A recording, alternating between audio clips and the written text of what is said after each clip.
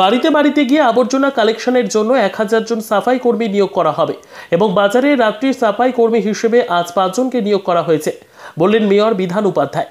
আসানসোল পৌর নিগম এলাকা ডেভেলপমেন্টের জন্য প্রতি মাসে পৌর নিগমে সমস্ত কাউন্সিলর ও পৌর নিগমের সমস্ত আধিকারিকদের নিয়ে বোর্ড মিটিং অনুষ্ঠিত হয়।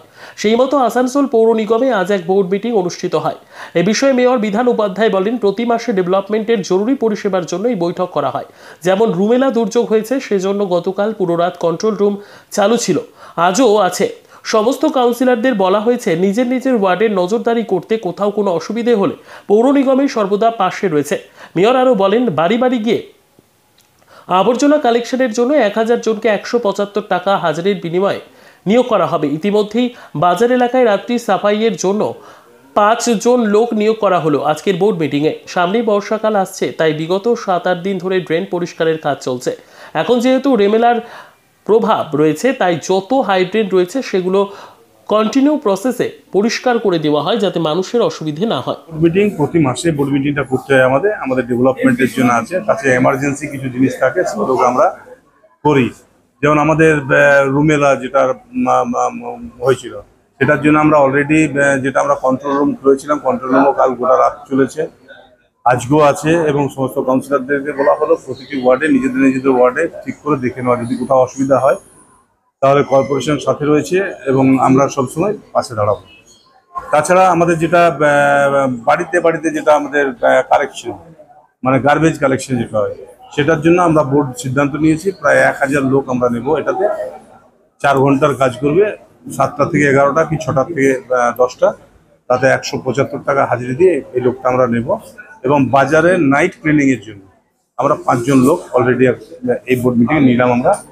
তাছাড়া বিভিন্ন জায়গায় যে ছোট্ট ছোট্ট কাজ, এখন যেহেতু বর্ষার টাইম আসছে, সেই বর্ষাতে যাতে ড্রেনগুলো পরিষ্কার পরিচ্ছন্ন থাকে, এটা অলরেডি আমরা গত 7-8 দিন থেকে আমরা চালু রেখেছি। এবং এখন যেহেতু রুমেলার প্রভাবটা রয়েছে, এর জন্য আরও কন্টিনিউ প্রসেসে আমরা বললাম প্রতিটি হাইড্রেনকে যাতে পরিষ্কার করে দেওয়া হয় এবং যাতে মানুষের অসুবিধা না হয়।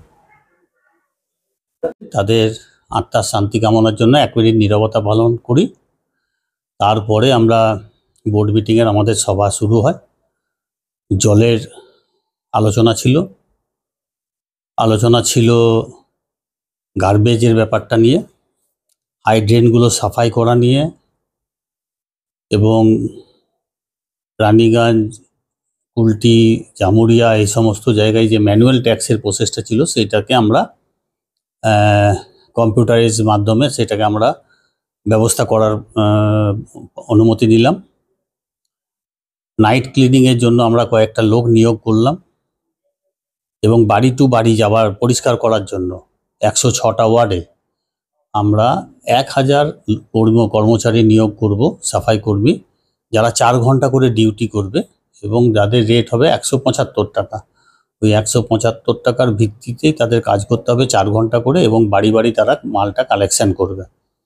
আমরা তার জন্য 1000 কর্মী নিয়োগ করব যাতে শহরটা সাফাই হয় এবং তারা এক জায়গায় মালটাকে যদি জড়ো করে দেয় আমাদেরও তুলে নিয়ে যেতে সুবিধা হবে, পরিষ্কার থাকবে শহর এবং আবর্জনা মুক্ত হয়ে গেলে আমাদের স্বাস্থ্যের ব্যাপারটাতেও উন্নতি হবে। সেই সমস্ত চিন্তাভাবনা করা হলো।